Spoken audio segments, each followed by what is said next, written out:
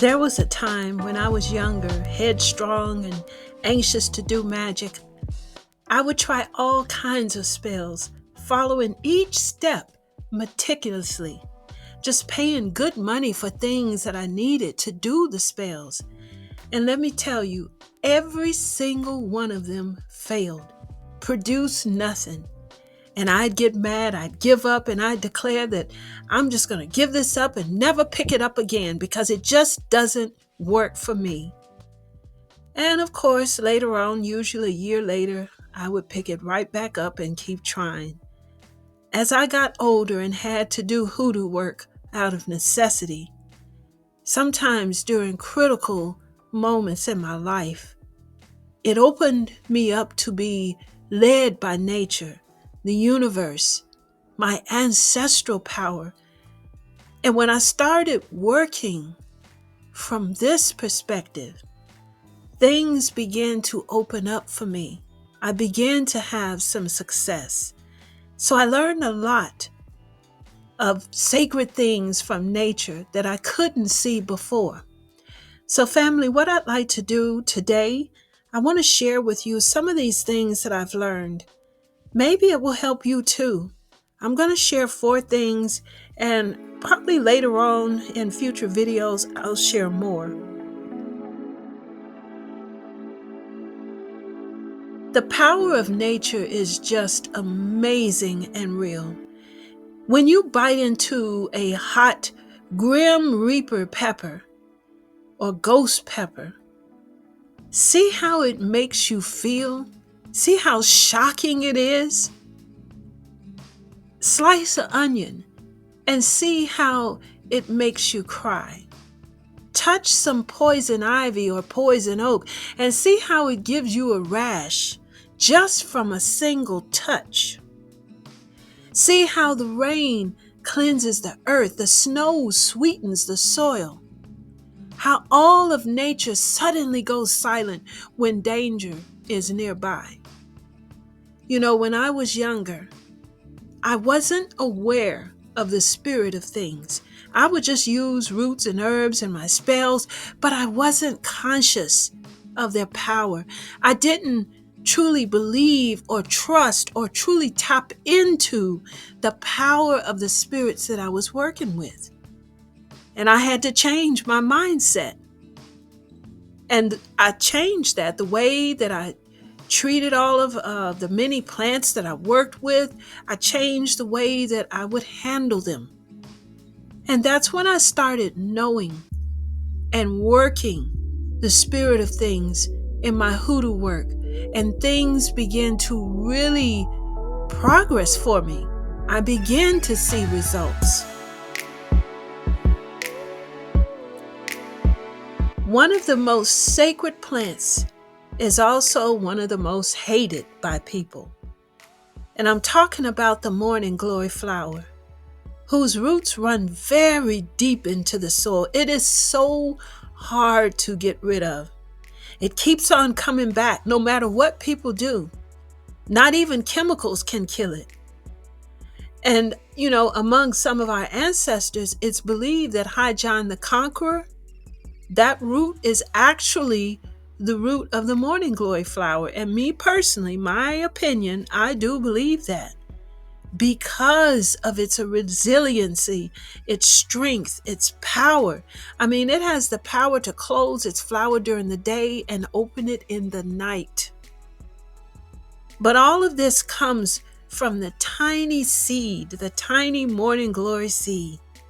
And from one tiny seed can come miles of just growth.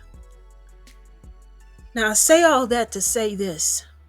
In my younger years, I felt like that seed, so small, so tiny, not sure of what power, if any, I had inside of me. And my biggest obstacle was me, not believing that I had the power to produce things in my life, just like that morning glory flower. So when I started believing in myself, my work took off. And when I understood that, you know, as a seedling, deep within me was the DNA the power of ancestral roots that runs deep in my blood. And because of this, I was destined to put down even deeper roots in my work, just like that morning glory vine, running deep in the earth and just growing as far and as expansive as it's allowed. I want you to take the time and truly start believing in yourself. Believe that you got that same power in you. That is so important for manifesting in your work. You have to believe that you can do it. Sometimes with your hoodoo work, you've got to just go and do what you can do when you can do it. You can't wait on a full or a new moon. At first, I did work when I wanted to and how I wanted to do it, and it resulted in a lot of failures. And I finally learned one of the golden rules of hoodoo. You know, it's okay to sometimes do emergency work, but for the most part, I needed to make sure my work was in alignment with the natural flow of the universe. My work needed to flow and follow like the path of the sun, the flow of the spirit of the seasons, the flow of life itself. And when I followed this, I actually seen my work grow. So let my work be in alignment with the natural flow of the universe. And I strongly encourage you to do this as well. I want to talk about reality versus fantasy hoodoo. I grew up around old style hoodoo and I seen the results, but I never understood the cost. There is a fantasy type hoodoo that has always been sold. One where anything you want can magically appear, instantly appear, just with the snap of your fingers. And I used to see people bragging about their work, what they've done, how they just had things to instantly pop in their lives.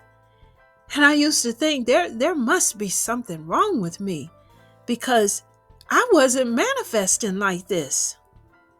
And I was impressed with the style of hoodoo that they were doing. It just seemed so magical, like a shiny new object. But it never worked for me. But later I learned many of the people I was admiring their work, they were fake. None of that was truly happening. So I was comparing myself to fantasy hoodoo work. One thing I've had to learn is that nothing is free in this life, not even in hoodoo. And I came full circle back to what my peoples did.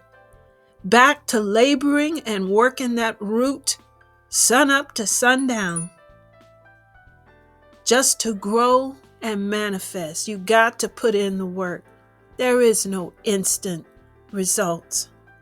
That's reality versus fantasy hoodoo. Just 4 things that I wanted to share with you from my hoodoo journey.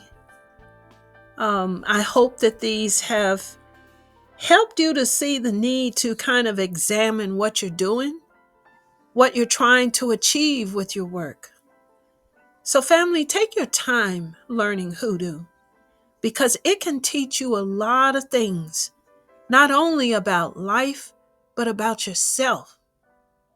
And most important, watch and observe what happens in nature because that is what happens in all things. Family, if you'd like to learn traditional hoodoo, go check out my Hoodoo Basic Training Textbook. It has everything you need to get started with hoodoo, not just philosophical or overviews of what hoodoo is. I'm giving you actual step-by-step instructions for everything. There's hands-on assignments for you to do because you really learn by doing. And it's all because I want you to have a good foundation in Hoodoo. So go check that out. The link is in the description. And if you haven't already, go and purchase the 2025 Hoodoo Almanac. It has predictions for this year. There's works that you can do to help you get through this year. There's home remedies, there's Hoodoo stories, Hoodoo wisdom, spells, rituals, all kinds of practical information that you can actually use. One thing you'll notice about my books, I don't believe in just giving overviews or descriptions of Hoodoo work. I actually enjoy giving you practical step-by-step instruction, knowledge that you can actually put to work in your own life. So go and check out the 2025 Hoodoo Almanac. Check out the 2024 Hoodoo Almanac as well, because there's a lot of information in there that you can use in any year. But these almanacs are collector's items, and I hope that you will support my work by collecting these. So family, as always, I appreciate you having an interest in traditional Hoodoo and the ways of our ancestors. Let's keep these alive. Let's preserve these. And I want to thank you all who have subscribed. And I want to thank you to all the visitors who dropped by. I hope this video has been helpful to you. But family, until the next video, I just encourage you, keep on building good and positive things in your life. Keep building, family. Thank you.